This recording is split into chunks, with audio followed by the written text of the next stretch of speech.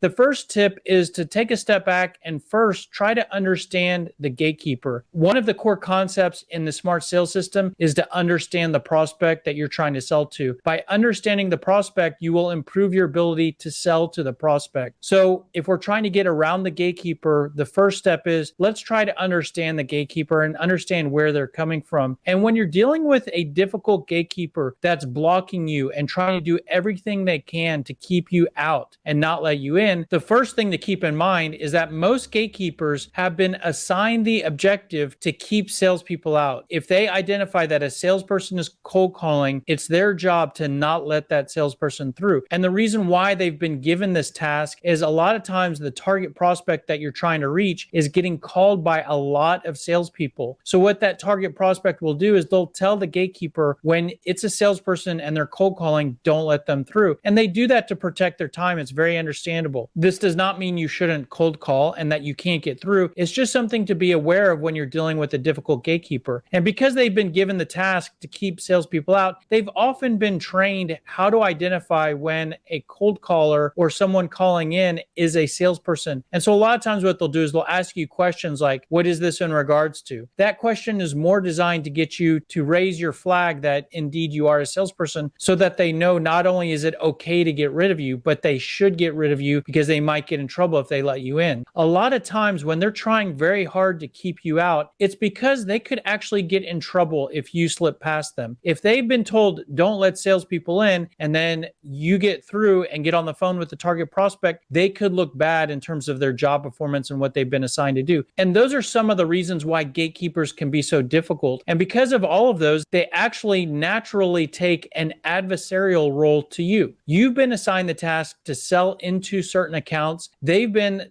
given the task to keep salespeople out. So this kind of puts you at opposite ends of what you're both trying to achieve. And it's almost a zero-sum game here. If you were to be successful, it means they're not being successful. If they're being successful, it means you're not being successful. And that creates a very challenging situation. The last thing to keep in mind with the gatekeeper is that most of the time, their job is extremely hectic and probably not a lot of fun. If you can just picture a gatekeeper, especially like a front desk receptionist, the phone is ringing all day. A lot of those calls are from salespeople like you that are cold calling, that are trying to get past them, and they have to do everything they can to not let those people pass. In addition to that, there's deliveries coming in that need to be checked in. There's employees coming in and out that might have requests. So it's very hectic, might not pay a lot. And the only reason I throw this out there is that this is just something to keep in mind when you're dealing with that difficult gatekeeper. It's easy for the gatekeeper to be difficult, then for you to start being difficult back to them and start getting frustrated. Keeping this last thought in mind can just help you to have a little bit more patience and understanding for what they're doing and why they're doing it. And that can help position you to have more success with dealing with gatekeepers. But if you look at all of those things and you understand where the gatekeeper is coming from, it's pretty clear that one of the last things you want to do is sound like a salesperson. If you sound like a salesperson, they're not only going to try harder to get rid of you, but they are going to know that it's okay to get rid of you, that they don't really have much to worry about. And so when you add up all of those things and you really understand where the gatekeeper is coming from, it's pretty clear that you should do everything you can to minimize how much you sound like a salesperson. And that when you let the gatekeeper know that indeed you're a salesperson that might be calling, trying to sell something, they'll not only know that it's okay to get rid of you, but they'll know that they need to get rid of you, that if you slip past them and you bother the person that they're the gatekeeper for, they could actually get in trouble. And one thing that they will do to try to figure out, are you a salesperson? They'll ask you questions to figure out why you're calling. And that's why they may ask questions like, what is this call in regards to? If you honestly answer those questions around what your call is in regards to, you might say something like, well, I'm calling to introduce myself and our company. I'm calling to schedule a meeting or appointment. I'm trying to learn about what your needs are. I'm trying to see if you need what I sell. I'm calling to share details about what I sell and about my company. If you say anything close to any of those, you will indeed let the gatekeeper know you're a salesperson and they will know that they need to get rid of you. So you want to avoid saying any of those or communicating anything close to that, and we will show you how to do that coming up. The next tip is to try to enlist their help. And I actually want to pause right here. I want to let you know, we're going to give you a few gatekeeper tips here, and none of these are really like silver bullets that if you do this, then you never have to worry about the gatekeeper and it's going to be just smooth sailing. These are just small, easy to implement tactics that over a large number of calls, they can improve your ability to get around and diffuse the gatekeeper and decrease the level of guardedness. But none of these by no means are just some simple do this and it solves everything. So this tip is to try to enlist their help. This is basically communicating in a way where if your gatekeeper isn't yet in full-on blocking, get rid of this person mode, it might encourage them to be a little bit more helpful or feel like they need to help you a little bit more. And what you might do is you might start out with, before asking to connect with whoever you're asking for or asking who to connect with, you might start out by saying something like, maybe you can help me with this. I'm trying to reach the IT director and I'm having trouble finding out who that is. Maybe you can point me in the right direction. I usually work with the VP of HR and I don't see that person on your website. Or I'm not really sure who to speak with. I have down Mary Thomas as the VP of technology, but I think that she's no longer there. Can you point me in the right direction of her replacement? Or I might need your help on this one. I'm struggling to find this particular person. Can you point me in the right direction? These are just examples of how to communicate in a way where you're encouraging and coaching the gatekeeper to be a little bit more helpful, or that you need your help. And if they almost feel sorry for you a little bit, they might help you. They still might be difficult. They still might block you.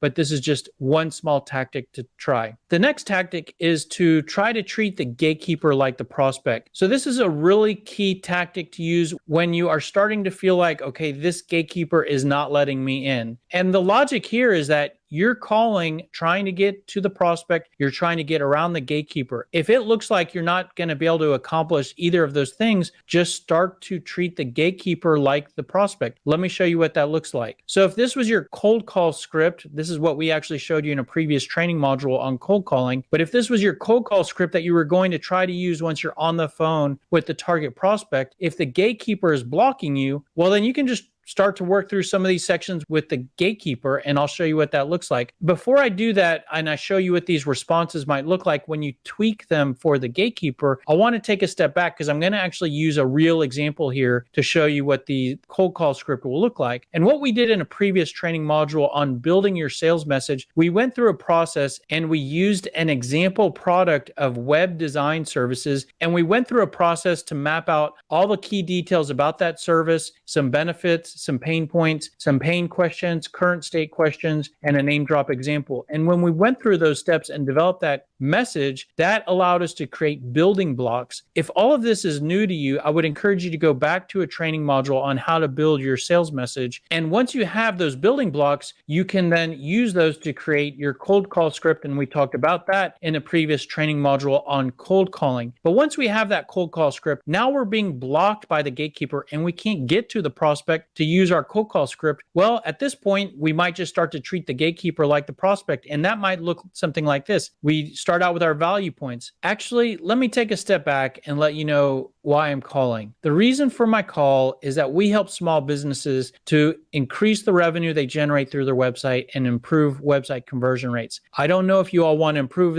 those areas, and that's why I'm calling. Do you know who the best person for me to connect with? Or do you know how I can get connected with Mrs. Thomas? That's a way to basically using your value points building block to try to educate the gatekeeper on why it is you're calling. If those are ways that you truly help, that communicates to the gatekeeper why it makes sense for that person to let you through. Now, I'm not saying that this is going to make them drop their guard and go, oh, well, you didn't say that. If in that case, let me pass you through. But it is an additional tactic. I mean, before you try this, you're getting blocked and you're not going anywhere. So it's an additional tactic for you to use. You can use other portions of your call script in the exact same way. So instead of going to your value points, you could go to your pain points, and that might look like, actually, let me take a step back and let you know who I am and why I'm calling. A lot of businesses that we work with are having trouble generating revenue through their website and converting website visitors. I don't know if you're concerned about those areas, and that's why I'm reaching out. Do you know who the best person for me to connect with? Do you know if your marketing is concerned about those areas? You could also go to a name drop example. Actually, let me take a step back and let you know who I am and why we're calling. We worked with an accounting firm similar to you guys, help them to improve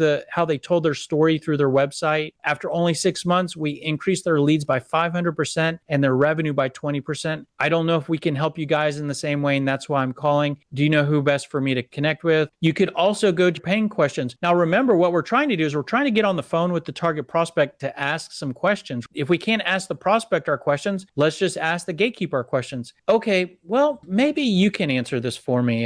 Do you know how important is it for you guys to improve website traffic? Or how important is it for you guys to improve your conversion rates? Now, by the way, I'm not saying these are perfect questions for the example here or good questions for you, but the point here is if you can't get to the prospect to ask your questions, just start asking the gatekeeper. And by the way, you're not necessarily looking for the gatekeeper to answer the question, although you could get maybe some valuable information out of the gatekeeper. But basically, at this point, the gatekeeper may answer your question and then you could follow up with another question, or the gatekeeper might not know the answer to your question. If they don't know the answer to your question, that's great. The gatekeeper might say, I have no idea. Oh, I see. Well, that's the reason why I'm calling. That's usually something that the business owner cares a lot about, and we have very productive conversations, and that's why I'm reaching out. Do you know how I could get connected with Mr. Wilson in order to talk about your website conversion rates? So again, whether or not my wording there is perfect or not, the flow there is important, which is the gatekeeper's blocking you. Just ask them the questions you want to ask your prospect. Maybe they have some good information for you. Maybe they don't. And whatever they say, you can then follow up with either follow-up questions or trying to close for a justification for talking with the prospect. You could do the exact same thing with current state questions. Oh, well, maybe you might know the answer to this. Do you know if you guys are currently working with a web design agency? So same exact process there. The next tip is to display social proof. And social proof is basically establishing a level of authority or credibility by surrounding yourself with other people of authority. So I'll give you an example. Let's say you're at a networking event and you're spending a lot of time talking with and hanging around the hosts of the event or the speaker at the event. When other people see you talking to those individuals, you will be displaying social proof. Regardless of what you're talking about to those people, it's just the visible sight that you are connected to those people of authority increases your level of credibility and authority, and that is displaying social proof. Now, what you could do is you could use that same concept when you're cold calling and dealing with a gatekeeper, and you could do that by communicating who else in the organization you are talking to or have met with. That might look something like, oh,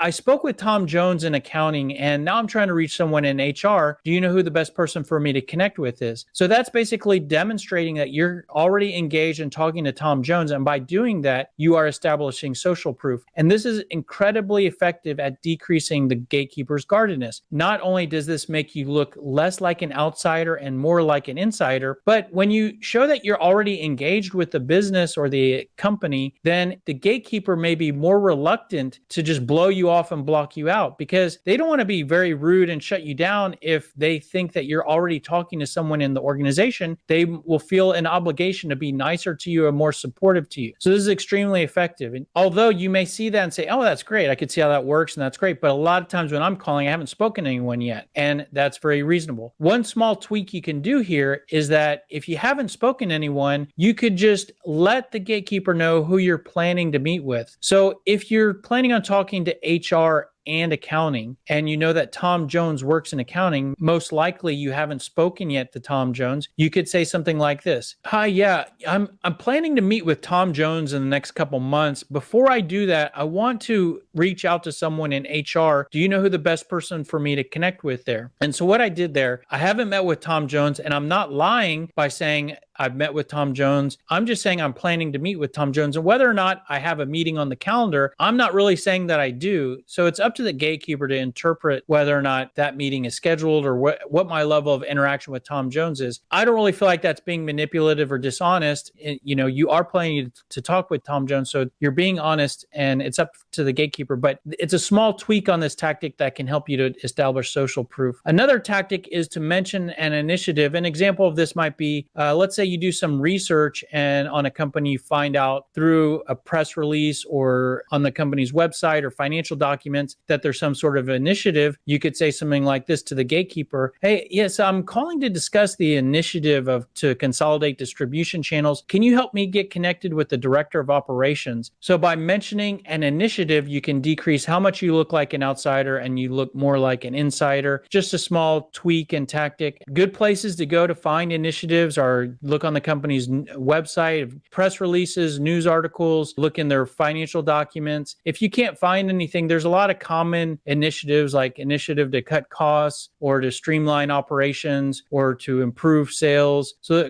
decrease cost of goods sold. You could almost pick a generic initiative that just about every company has. And when you say that to a gatekeeper, it will sound like you're somewhat connected with the organization. You can always try to befriend the gatekeeper. And this isn't real, rocket science here, but the more difficult you are with the gatekeeper, the more difficult the gatekeeper may be with you. So the more friendly you are with a gatekeeper, possibly the more friendly the gatekeeper will be with you. A couple just small tips here. One is you could try catching the gatekeeper's name, and you could either do this before they start being difficult. By the way, I didn't catch your name, or, oh, what was your name? And then after you get their name, you use their name when you're talking to them. It can help to establish rapport. Another thing you can do is just try to smile while you're talking to them. We all know that dealing with gatekeepers can be frustrating. When you get frustrated, you can start to hear that in your voice and you can start to try harder to get in. The gatekeeper will try harder to block you out, and you both take your natural adversarial roles. Well, when you smile, you sound warmer, could warm the gatekeeper up, and you may take just small steps to be less adversaries, and maybe that might improve your odds of getting in. This is a last tip and tactic on dealing with the gatekeeper, and this is one to use when you really have no other options. The gatekeeper is clearly blocking you out, not going to let you in, and you're really about to walk away. And one small thing that you could do is to let the gatekeeper know that you understand their situation. Maybe soften them a little bit, and that might look something like, I understand the situation you're in. You get calls all day from salespeople, and it's your job to not let bothersome salespeople through. I can tell you I'm not one of those annoying salespeople. I'll be very respectful of the CFO's time, and there's a very good chance that we'll likely have a very productive conversation because we help CFOs to